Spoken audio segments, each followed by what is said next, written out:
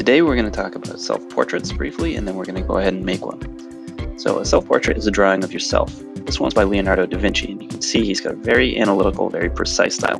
This one's by Vincent van Gogh. You can see it's a lot more expressive. It looks like it was done a lot faster. This one is done by Frida Kahlo, and you can see she's got a very delicate style to her work. She likes to kind of convey accuracy, but at the same time she extenuates a lot of details. So here is me starting off. You're going to start with a big oval shape for your face. And again, you can adjust the edges of this either up or down to fit whatever size your face is. Now I'm making my eyes exaggeratedly large so you can kind of see all the little bits and pieces of them in the video. Feel free to make them a little bit smaller and actually take some chunks off of them depending on how your eyes are closed. Now, what I want you to do while you're making this self-portrait is make something that's got all the parts of a face in it, and it does your best to represent you, but at the same time, I don't want you to stress out about accuracy to the point where you sit there and you think about how to draw a nose forever and ever and ever. So just make something quick and try to do your best to keep it true to you, right? So if it's going to be expressive and short, that's fine. If it's going to be more detailed and try and get into the little shading and shadows that you see in your own face, that's fine too. But try to get it down, try to take some time and make it, something that you're going to be proud of. Okay. Now you see, I obviously wear glasses, so they're a big part of how my face is balanced out. So I did my outside shapes for my eyes, started with my glasses, let that carry me into my ears, and then the other facial infrastructure that I need. If you want to make your ears even, you just have to draw one and then make some really light lines that go all the way across to the other side. Now, if you can break part of your face up into a big shape, that's going to save you a lot of time. I'm lucky enough to have facial hair, so that I can block out the whole bottom of my face with a beard. I don't have to worry about all the tiny little curves in my chin. So if you are having trouble down there, just remember it's okay to make a line that starts from one ear, comes down, and it goes over at an angle and touches in the center, and then goes back up to the other side. That's plenty fine chin. Obviously, I'm speeding this drawing up so my hand is moving super duper fast. If it's going too fast for you, or if you want to take a little while to draw and then catch back up to the video, just pause it or go back and watch part of it again.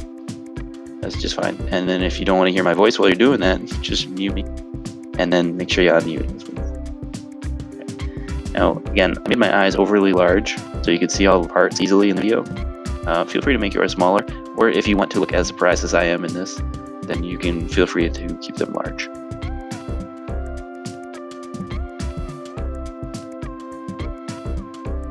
Okay. When it comes to finishing your drawing, you have a couple choices. If you want to really go back in with a pencil and make super dark pencil lines instead of inking, that's fine. Or if you'd rather ink it, then you should get your marker either today or tomorrow and then be able to go in and ink the important lines and shapes and then not have to worry so much about shading. You can see when you're moving with the marker, it's important to make a line that doesn't stop and stutter back and forth. So you want to try and pull a whole line all at once and then fill in an area afterwards. Because if you keep stopping while you're making the line and then continuing without picking your marker up, you're going to end up with a little dot in the line, which can really mess up the contour of which shape you're putting down.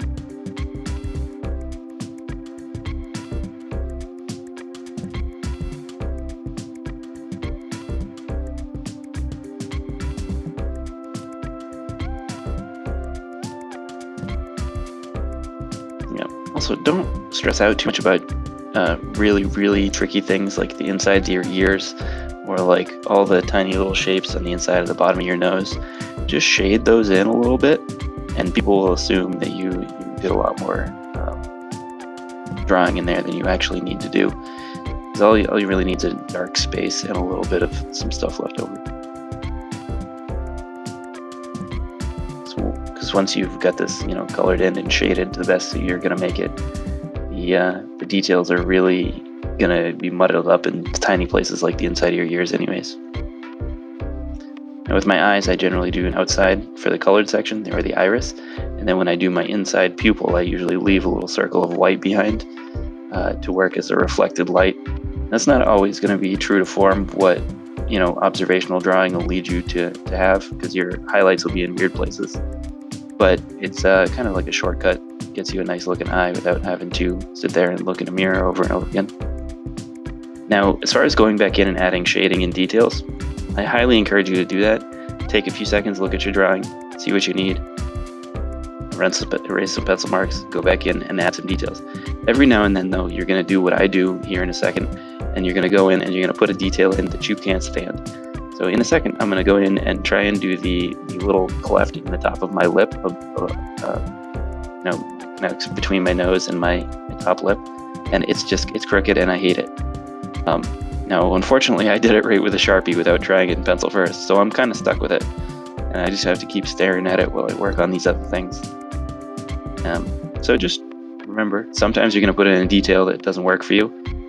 You don't really have any other options. Either start over or just kind of accept that not everything's going to be perfect and just do your best to kind of work around it. Now here I'm trying to add a little bit of hair texture into my beard and my hair, and then I'm going to work that shadow that goes underneath my chin.